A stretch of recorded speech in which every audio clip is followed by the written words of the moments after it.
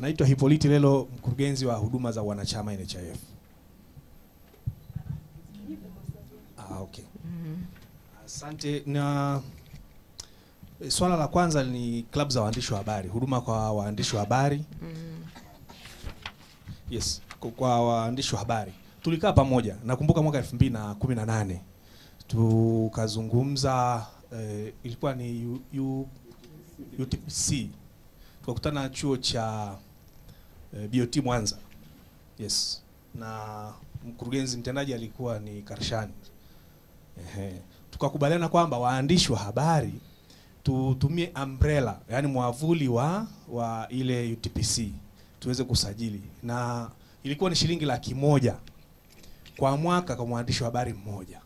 Lakini sharti basi waandishi wa habari katika klabu zote ambao hawana bima za afya. Kumbuka kuna ambao wako mle ambao ni waajiriwa, kwa hiyo wanapata kupitia kwa waajiri wao. Wale freelancers sasa basi wajiunge mpaka 2022 ni kwamba waandishi wa habari walikuwa hajafikia 100. Okay. Na mwaka 2023 tuliondoa ile product kwa sababu walikuwa wamebaki wachache mno ambao wamekuja kusubscribe. Kwa hiyo ukiangalia press club ina kila mkoa kuna press club. Lakini kwa tumehamasisha sasa umuhimu kuchukua hatua basi za kujiunga pamoja na kushusha ile bei mpaka shilingi 100,000 badala ya kuongeza kwenye vifurushi, basi tukakosa kuungwa mkono. Kwa hiyo tulikuwa tunaomba mheshimiwa mwenyekiti, waandishi wa habari bado fursa ipo. Tunaweza kukutana tukajiunga tena kwa kutumia makundi yetu kwa viwango ambavyo tutakubaliana. Tutumie fursa hiyo basi kuweza kujisajili na kuonesha mfano kwa wananchi kwamba sisi tumetambua umuhimu wa bima afya na zitatusaidia sisi pamoja na familia zetu. Nyingine ilikuwa ni utaratibu gani unatumika kuainisha kaya masikini. Mkurugenzi amelisema hapa kwamba serikali imetenga kupitia sheria ya bima afya kwa wote kifungu cha 25 kwamba kutakuwa na mfuko wa kuhudumia kaya masikini. Lakini pia kutakuwa na utaratibu wa utambuzi wa watu hao ambapo mfuko wa taifa wa bima afya utapokea majina hayo kutoka katika mamlaka za utambuzi.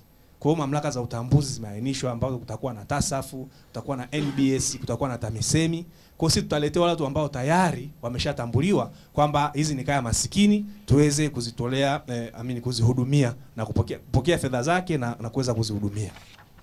Kingine ilikuwa ni taratibu malalamiko kwamba bima zinashindwa kulipia baadhi ya huduma. Mtu amenunua kifurushi chake, ameenda hospitali, ameambiwa hii haipo. Sasa hivi tuna kitu kinachoitwa policy. Ukinunua kifurushi kwetu sasa imekuainishia huduma ambazo unazipata. Na ndio maana tunamwambia weka namba yako, weka email yako.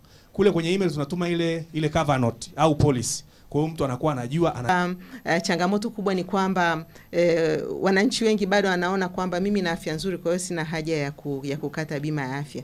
Lakini kwa sasa naomba nitumie fursa hii. Vijana, kateni bima ya afya. Kwa sababu kama nilivyoeleza NCDs, haya magonjwa haya tulikuwa tunasema ni ya wazee. Sasa hivi yameibuka kwa vijana. Na tafiti iliyofanyika 2021-22 inaonyesha 22% ya vijana wana NCDs. Na hiyo ni ya mwaka huo. Tukiupdate sasa hivi inawezekana ikawa kubwa zaidi. Kwa hiyo vijana wengi unakuta anaanguka tu, mnasikia amefariki. Kumbe angeenda mapema, akacheki afya, akaanza kubadilisha utaratibu, including afya ya akili sasa hivi pia inashambulia sana vijana. Kwa hiyo tutumie fursa hii kuwakaribisha na kuwahamasisha kujiunga. Sisi tunaendelea kuja NHIF kuja na vifurushi mbalimbali ili kila Mtanzania kwa level yake aweze kupata bima ya afya. Na kuna walau zile zote za msingi, zile zote muhimu aweze kupata. Hizi zingine za nyongeza anaweza kaendelea taratibu. Daktari amesema hapa kuboresha huduma za afya. Kwamba ukishajiunga na bima ya afya si utapewa huduma zako. Tafadhali ukihudumiwa vibaya tuwasiliane. Piga 199. Namba 199. Uwe whistleblower wetu. Hiyo tu wakishajua kwamba wanakuwa reported pia itasaidia.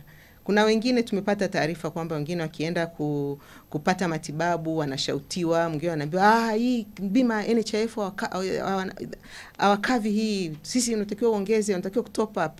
Lakini ukipiga simu unaweza kaeleweshwa. Saa nyingine ni kweli, saa nyingine si kweli. Kwa hiyo sengine ni kweli, sengine si kweli. Kwa hiyo ili kuweza kujihakikishia, please tuweze kuwasiliana. Lakini vile vile kuna namba ya WhatsApp ambayo unaweza kutuma ujumbe kwa malalamiko, pongezi au maoni yoyote. Ninaweza nikaitaja, ni 0738 81 21 21.